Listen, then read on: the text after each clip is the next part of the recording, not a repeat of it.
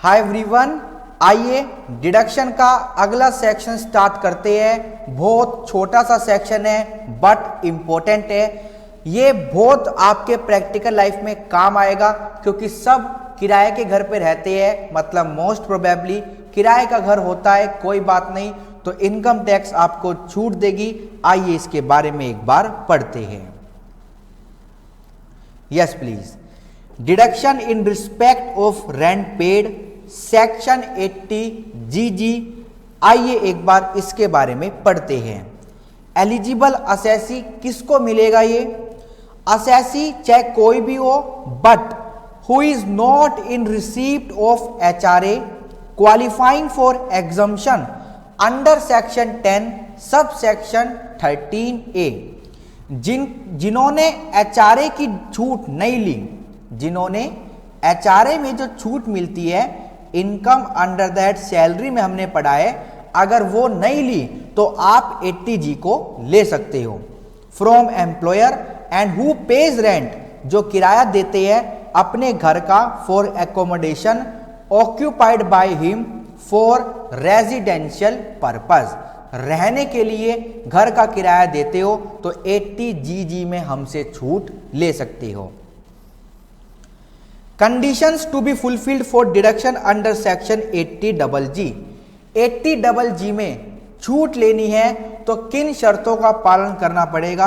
पहली, the assessee should not be receiving any house rent allowance exempt under section 10 subsection 13A।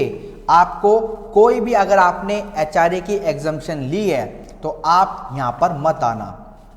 The expenditure incurred by him on rent of any furnished और unfurnished accommodation, यानी furniture वाला, चाहे वहां पर sofa हो, AC हो, fridge हो, या फिर खाली हाउस एकोमोडेशन, शुड एक्सीड, वो 10% से ज्यादा का किराया होना चाहिए। 10% किसका? Of his total income arrived at after all deduction under chapter 6A except section 80GG। इस डिडक्शन को छोड़ के सारी डिडक्शन माइनस कर लेना जीटीआई में से, फिर जो इनकम आएगी उसके 10% से ज्यादा किराया होना चाहिए अगर आप 80G में छूट लेना चाहते हो। फॉर एग्जाम्पल, जीटीआई 1 लाख है, आपने डिडक्शन ले ली 10,000 की, आपने डिडक्शन ले ली 10,000 की, 80GG मत लेना, तो इस 90,000 का 10% क्या आएगा? 9,000। तो जो रेंट होगा वो 9,000 से ज्यादा का होना चाहिए, तभी आपको यहां पर छूट मिलेगी, वरना नहीं। The accommodation should be occupied by the assessee for the purpose of his own residence. जो असेसी है वो उस घर में खुद रहेगा तो छूट मिलेगी, वरना नहीं।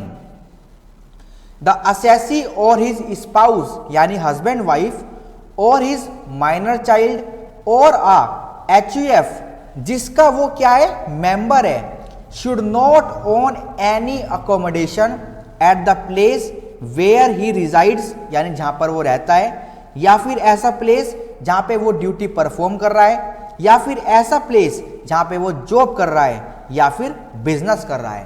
कहने का क्या मतलब है? आप एक घर का किराया देते हो, कोई बात नहीं, अच्छी बात है। आपके पास कोई दूसरा घर नहीं होना चाहिए, वरना क्या होगा? आप टैक्स की चोरी करोगे, क्योंकि इस घर पे जो किराया पे कर रहे हो उसकी छूट ले लोगे, तो ऐसा नहीं होना चाहिए। Assessee should not have any other house except this. The assessee should file a declaration in the prescribed form confirming the details of rent paid and fulfillment of other condition with the return of income। क्या मतलब हुआ? Return of income में बताना जरूर कि हम 80GG में छूट लेना चाहते हैं। हमारा घर जिसके लिए हम किराया पे करते हैं उस रेंट की रिसीप्ट, रेंट एग्रीमेंट, कुछ और भी प्रूफ आपको देने पड़ेंगे। आइए लास्ट टॉपिक हमारा क्या है इस डिडक्शन का, कि डिडक्शन की लिमिट कितनी है। Limit of deduction under section 80GG। तो इन तीनों में से जो भी अमाउंट आपका लोअर होगा उसकी छूट आपको मिल जाएगी। पहला अमाउंट क्या है? Actual rent paid minus 10% of income before all deduction. कोई भी डिडक्शन नहीं लेनी, कोई भी डिडक्शन नहीं लेनी। जब हमने 10% देखा था तो हमने देखा था 80 जीजी को छोड़कर बाकी डिडक्शन तो ले सकते हो, बट जब हम ये वाला 10% निकालेंगे तो आपको कोई भी डिडक्शन अंडर चैप्टर 6 से नहीं लेना। ठीक है जी, ये पहली फिगर आपकी आ जाएगी।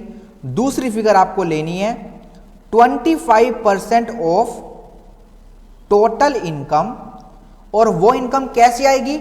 सारी डिडक्शन माइनस कर लेना अंडर चैप्टर 6 से, आगे वाली भी पीछे वाली भी, जो भी हमने डिस्कस नहीं करी और जो भी हमने डिस्कस कर ली सब माइनस कर लेना, बट 80 जीजी की डिडक्शन मत माइनस करना, फिर उसका 25% निकालना। तीसरा ₹5000 पर मंथ, और अगर सालाना बोला जाए 60,000 रुपये पर एनम। इनमें से जो भी लोअर होगा, जो भी अमाउंट आपका लोअर होगा वो फाइनल डिडक्शन का अमाउंट बन जाएगा। ठीक है जी, बात समझ आती है। और इसी के साथ ये छोटा सा सेक्शन होता है खत्म, 80GG। जब क्वेश्चन करेंगे तो आपको पता लग जाएगा कैसे डिडक्शन लेनी है और कैसे इस सेक्शन को पूरा करना है। Okay, thank you so much.